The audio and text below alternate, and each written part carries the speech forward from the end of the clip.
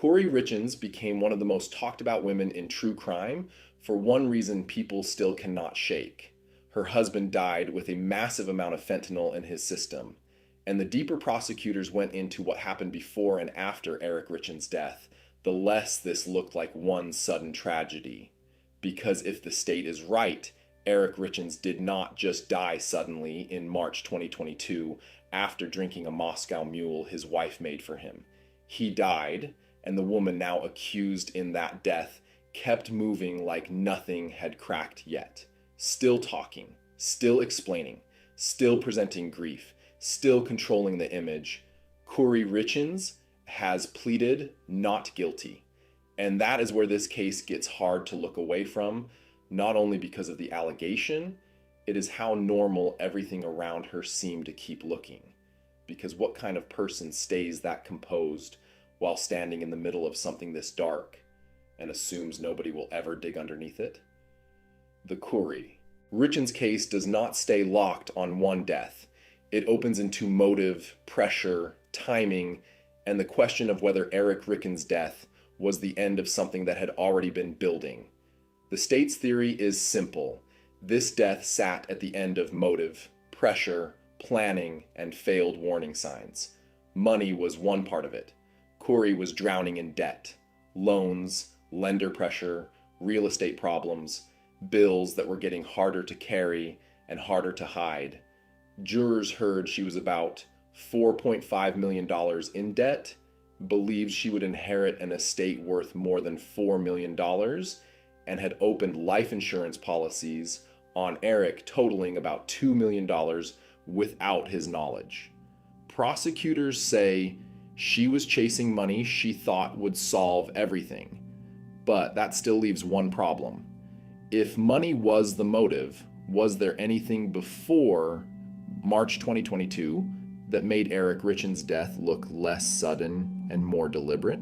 That is where Valentine's Day comes in. Weeks before Eric died, prosecutors say he blacked out after eating a sandwich Kouri gave him on Valentine's Day. That moment matters because it stopped looking random later. Placed back into the timeline, it started looking less like an isolated incident and more like an early warning. And once that detail is sitting inside the full Kouri Richins case, March 2022 no longer feels like the beginning of the story. It starts feeling like the moment prosecutors say everything finally worked. Then the affair enters the picture. While her husband was still alive, Kouri was involved with Robert Josh Grossman and talking like there was already a future waiting on the other side of her marriage. Messages shown in court pointed to divorce, marriage, and the life she wanted next. At one point, she asked if he would marry her if she were already divorced. In another message, prosecutors say she talked about gaining millions in a divorce and one day marrying him. That is not vague. That is not suggestive. That is a woman talking like her marriage was already standing in the way of the life she wanted, and now the picture gets wider. There was still money pressure, a luxury property deal moving forward, and a future she seemed determined to reach anyway.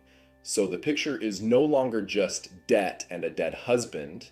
Now it is debt, an affair, a future she appeared to want badly, and a husband who suddenly died from fentanyl poisoning. But the Kouri Richins trial does not stop at motive. It also has to answer a much deeper question.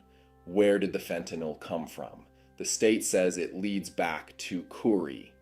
A former housekeeper, Carmen Lauber, testified that Kouri asked for pills, then asked for something stronger, and that she helped get fentanyl for her more than once around the period before Eric's death.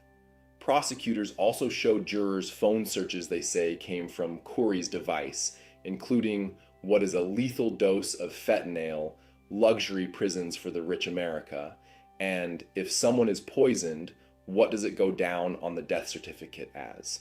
Because toxicology alone does not answer the real question here. It is about access. It is about whether she was already trying to get exactly the kind of drug Eric later died from. And once prosecutors laid that beside the Valentine's Day illness, the affair, the debt, and the life insurance money, the story got much harder to brush off.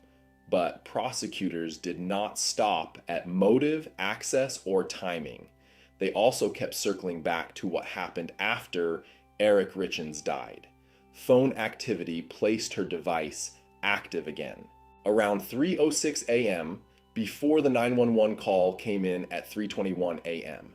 And in body cam footage shown at trial, Kouri told police Eric had no history of illicit drug use, a detail that cuts sharply against later suggestions that he may have sourced fentanyl on his own. On that call, she said he was cold, said she had been sleeping with one of the children, and tried to describe a scene that for a lot of people still does not settle right. Public trial coverage has centered on how strange that moment sounded once prosecutors placed it next to the phone activity and the rest of the timeline. And then prosecutors say they found something else that made the whole Kouri Richins case even harder to ignore. Investigators later found a letter in her jail cell titled "Walk the Dog." Prosecutors say it was basically a script, a plan to get family members to push a story that Eric was secretly getting pain pills and fentanyl from Mexico and using drugs heavily on his own. If that is true, then this was not just about defending herself. It was about trying to build a second version of Eric Richins' death after the first one had already happened.